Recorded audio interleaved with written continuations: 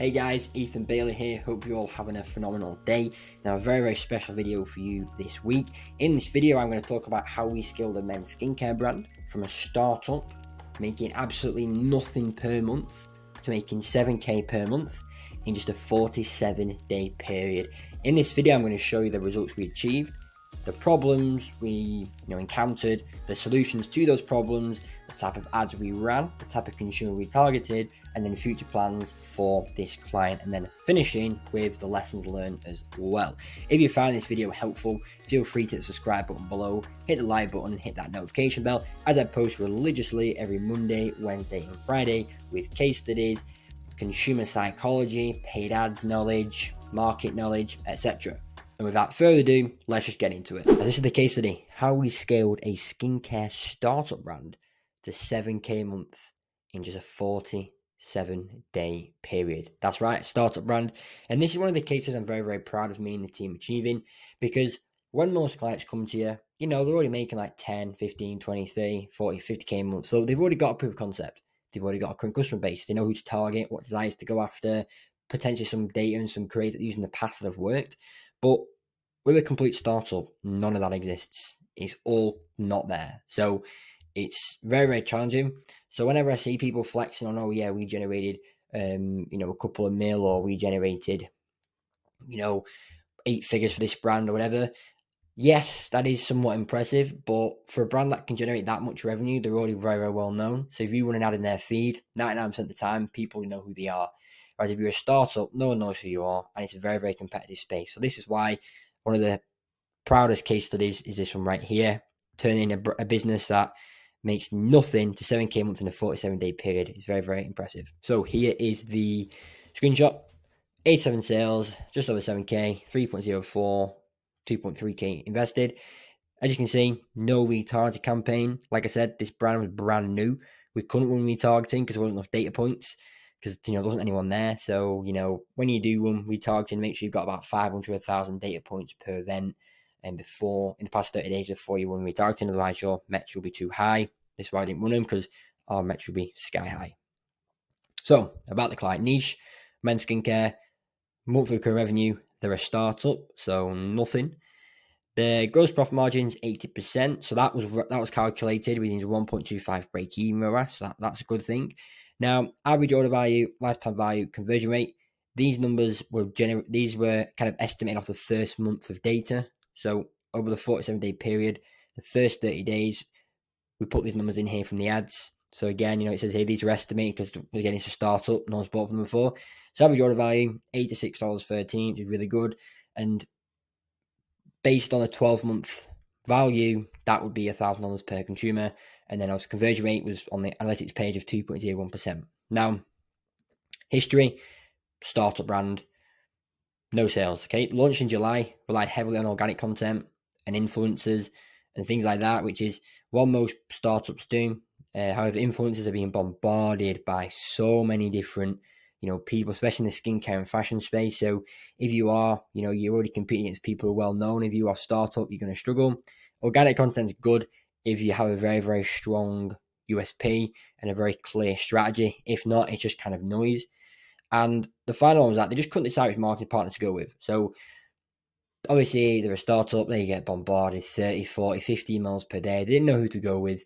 They had to decide, and luckily for them, they made the right decision with working with us. But it was kind of getting time for them. They didn't know who to go with. So, it was tough for them. Now, problems. There was a lot more problems than this, but this is just, I don't want to make this too long. I want to make about 15 minutes so everyone watching one go without losing their attention span. So, firstly, there was no proof of concept. Startup, there was no proven strategy that these product was going to sell. There was no KPIs or proven metrics. So, we didn't know if we get X to the website, how many will convert? If we get X to the landing page, how many will add to cart? If X click on the ad, how many would reach the website? We didn't know these numbers because it was a startup. Limited budget, so bootstrapped, very limited budget. And again, because the ad account was new, we had to set everything up, which took forever. And then we could only spend X amount to start with, so Facebook would trust us, and then we're okay. There was no consumer avatar. It was all hypothesis. It was all in theory. skincare is a very, very competitive and saturated market. In fact, I wouldn't even say competitive. I'd say more saturated, because if you go in the skincare space, 99% of skincare brands are exactly the same. So I'd say it's more saturated than competitive. Only a few have that competitive edge, and that's why a few make it to multi-6, 7, and then sometimes, 8 figures a year. Limited creative development. Again, they're a startup, so they didn't have like a content manager or a creative director. So as well as running the business day to day, doing all the content, they had to produce the ads as well, which obviously meant, they couldn't, spend a lot of time doing them, and they couldn't do large volume very, very quickly. Slow supply chain. If you're a startup, you're not going to be spending thousands, you're not going to get 1,000 units each month. You're going to get a lot less than that, which means if you're the supply chain, and you're at the top, you're not going to prioritize that business, because if you own manufacturing, you're producing this type of product, you're going to prioritize the bigger orders and the small orders. So they were getting really long shipping times, which led to limited stock. So when you start to scale, we had a few problems there. And everything overall was just a hypothesis and a theory. Nothing was solid and proven. Now, how we bashed all this off. So there's no proof of concept. However, they had a lot of market research, because when they were very, very, to refer to them, they were very, very analytical before they started their brand. So there's a lot of market research done, plus our experience in the skincare space with our skincare clients and our in-house market research laboratory, which is basically a huge, huge document with everything skincare on it. So we've got them for jewelry, fashion, and pet as well. But we're talking what makes people buy, what position people in when they buy the product, how do you position the product so it appears more superior and more of an authoritative product compared to everybody else in the market, things like that. So we lean on that very, very heavy, and we were looking Reddit, and we were looking on Amazon of competitors, and basically seeing what people were saying about the product. That's the important thing. You don't want to guess, you want to read reviews. What are people saying of other products? There's always going to be people who are similar to you. So look at what consumers are saying about their product, and chances are, if you've got a similar product, they'll probably say the same thing about you. Because when you run ads, skincare, it could be for dry skin, it could be for acne, it could be for crow's feet, it could be for bags, it could be for hyperpigmentation, it could be for wrinkles, it could be for fine lines, it could be for scars, it could be anything. You need to narrow down on what is the one thing people want, because then you limit your variables, which means testing is a lot easier. For example, dry skin is very, very, saturated. Hyperpigmentation, consumers actually know what that is, so there's no point doing that. However, fine lines, men getting older, and then the psychological effect of what happens when men get older, think, oh, maybe I'm losing my looks, maybe I'll gain weight, maybe I won't be as attractive anymore. And if you're 25 to 35, this will kind of affect you even more, because you're thinking, well, I don't want to look like that, I want to look as good as long as possible so I can have the best wife in the friendship group, whatever, that type of mindset. So again, no proof of concept. Now, no KPIs and proof metrics. So we have a Google sheet for every single client we work with. So we looked at our other skincare clients, and looked, okay, so 50% of people add to cart tend to initiate checkout. 50% initiate checkout tend to buy. Okay, the average conversion rate of these websites is 2. Okay, so 20% will end up leaving the website from clicking the ad to go on the website because of website speed and boredom, etc. So, okay, X will add to cart from, for example, 30 to 50% of people who view the product will then add to cart. Okay, cool. So we put all those numbers in, so we knew roughly what we were trying to achieve with the ads. So we had somewhat no proven metrics. However, as I said, this is mostly hypothetical. Now, to limited budget, we were stuck on about $30 a day for a solid week, which was really, really frustrating. So what we ended up doing was forward paying. So we had 2 cards in the bank account. On the ad account. Do not add PayPal. Do not add anything like that. Add a credit and a debit card. Don't add any PayPal, any of that rubbish, because that's going to cause problems. We added an Amex card and then a debit card. And as soon as we started off in day one and day 2, as soon as it had spent, paid straight away. Then we started forward paying. So we'd pay $1,000 and then spend the ads till $1,000 is done and pay another $1,000. So we did that, so Facebook knew who we were and then started trusting us, so our account didn't get banned, and so we could spend more. Then boom, we're on $50 per day. Then after we get our CPA way within our We got our CAC, so we're within our target CPA. We go, okay, well, that's 3 days. That CPA is $20. Our goal was $30. I know, boom. Let's increase budget by 20%. 3 days later, okay, we're still good, 20%. Oh, it's gone down, decrease 20%, etc. No consumer avatar. That was the hard bit, because someone who buys from L'Oreal, someone who buys is different from someone who buys from Lumen. Someone who buys from Lumen is different from someone who buys from Dr. Squash. Someone who buys from Dr. Squash is different from someone who buys from TBH Skincare. There's so many different types of consumers, but there is a generic consumer, which is what we led on. Now, you can use the consumer, but that's when you've got data. When you're a startup and you've got no data, you've only got hypothesis. So the consumer avatar was a generic one. And we knew it was men, kind of 25 to 35. We started off targeting all age groups, but zoned down quickly because most of the spend was going to the 25 to 35 mark, which was interesting because their target consumer avatar was actually 45 to 55.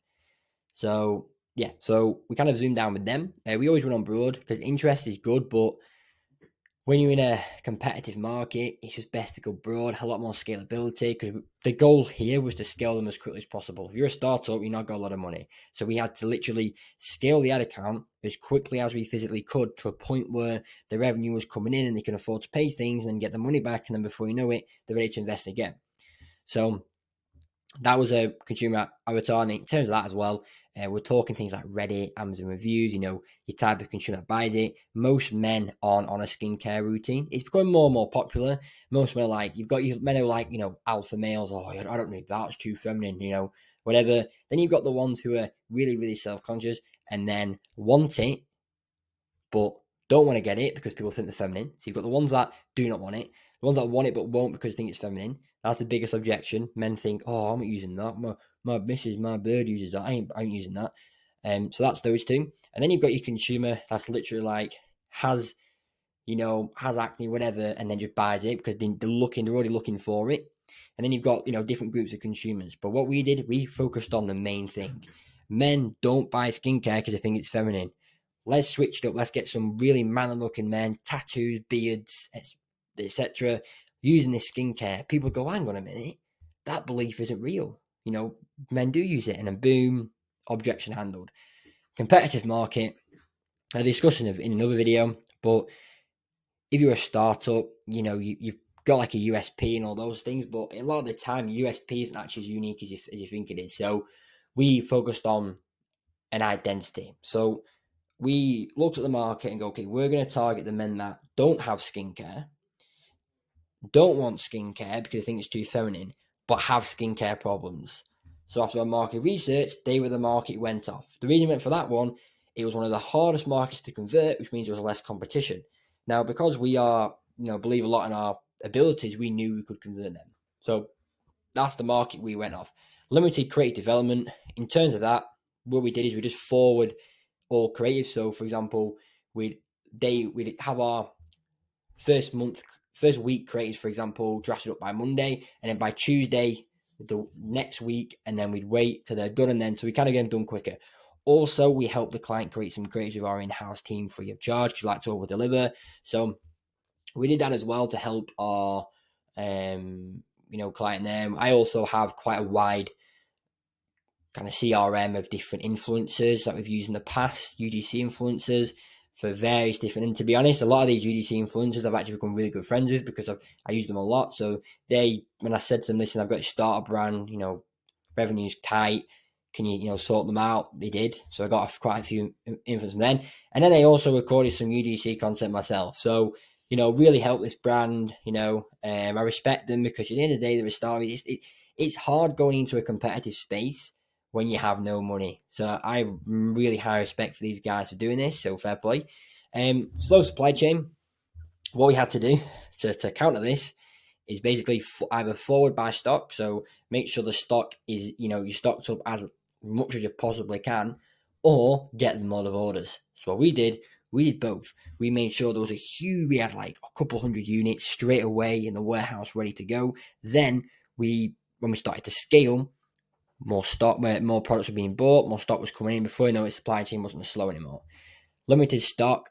I've mentioned that already. We forward bought it all in, so we made sure there's plenty of stock in, a couple hundred units for the first month. As you can see, we got 82, and they wanted to have about 20 units in. So it's a very, very good job. We had, we suggested it, otherwise we would have had to pause the ads and refunds. It would have been crazy.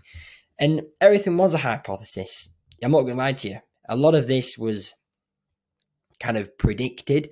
None of it was completely guessed, because we've got skincare clients. We know the skincare market. We know the consumer. We know the psychology behind it. So nothing was really guessed. It was more assumed based on data and predicted. So that's basically what we did, obviously with the hypothesis. And then this was the end result. Again, if you watch one of the videos, we do have two campaigns primarily. We target prospecting. Then we have our upsell, promo campaigns on the side. However, again, this was a startup, so we just went all in. You can see, if you're a startup, you don't want to split everything up. Put all your money in prospecting. Focus on new customers. What's your new customer acquisition cost? And over time, your CAC just gets, the better you run your ads, your CAC gets lower and lower. And then, before you know it, you're making a lot of money through ads. Now, obviously, in 47 days, we made 7K. It's not nothing magical. But for a brand that's literally making nothing, a complete startup, making 7K a month is pretty good going. So, yeah. And then, to be honest, the future plans are, we'll probably hit about 12, 13K by the 60-day mark. Probably about 13 to 15K, for the 60-day mark. And then from there, everything that's made just gets reinvested. And hopefully by 2024 January, this client's making 20K a month. We can MRR religiously through the ads. Then we can add the retargeting. Then every quarter we can run a promo. And then before you know it, this brand will be at 50, 60K a month. And hopefully we can get them to 100K a month. But one step at a time. So that was the end result. As you can see, 3x. And considering what was their break even? 1.25, they've made a lot of money here. Lessons learned. So let's go back on looking at the actual problems and how we solve them. Lessons learned. The biggest thing if you're a startup, do not guess, assume. Don't just go, okay, I'm gonna guess this guy will like this product. Obviously, you've got no data. Use someone like me who's got that data, that experience. Leverage my knowledge. Or leverage someone's knowledge like me, someone, even if it's not me, just somebody who has that knowledge, leverage them so they can make a hypothesis and predict who's going to buy it and predict the data, and then you have something to go off. Doesn't have to, if you're a startup, if the data's not going to be accurate, in terms of, what's the conversion rate, what shall I do about? It's not going to be accurate for the first 30 days. So that's where you predict or you assume it. Then the other lesson learned was essentially just the consumer avatar. Again, predicted, not assumed and not guessed. And that was basically it. The main lesson is, if you're a startup, is just do not guess. Either assume or predict. Base everything off data. Base off the market data. Make sure the market data is up to date. I remember one client who came to us who sold dog collars, and they said, okay, everyone in USA, everyone above in the north period tends to be cat owners because it's colder and they don't like going out. And then the south period of the USA is a bit warmer, so they are more dog owners. That was correct in 2013, which was 10 years ago. So that data was completely misleading, because obviously in 10 years it's going to change. So it's very, very important that your data you look at, if you are a startup and you are brand new and you haven't got any data yourself, you look at market data that is actually accurate, or speak to a marketing partner like me who has that data and can guide you on making decisions on what to do and things like that. So guys, that is how we manage to scale a men's skincare startup, 0 a month brand to 7K a month. The whole latest process, that's exactly how we did it. Now, if you did find this video useful, feel free to the subscribe button below, the like button and notification bell. It's posted every Monday, Wednesday, and Friday. If you have any questions, feel free to drop them in the comment section below and I'll get back to you. And this is, again, as I mentioned in the video, this is one of the cases which I'm very, very proud of, because to take a brand from 20K a month to like 40, 50K a month it's not easy, but it's not impossible. It's not very, very difficult, okay? But to take a brand from 0 to 7K a month is actually very, very remarkable and can be very, very difficult to do. So I always admire those media buyers who can take a brand from nothing to 10, 20, 30K a month. more than those brands that can take a brand from 30 to 40, 50, 60k a month. Okay, from nothing to 7k a month is a very, very good, very good results, and I'm very, very proud of me and more the team as well for getting these results. Now, again, questions, drop in the comment section below. If you want me to run your ads, look in the description where it says have Ethan Bailey run my ads. Click that link there, schedule a quick 15-minute chat. We'll talk with me and we'll see if you're a good fit for us and what we have to offer. And that is everything, so I'll see you on Friday.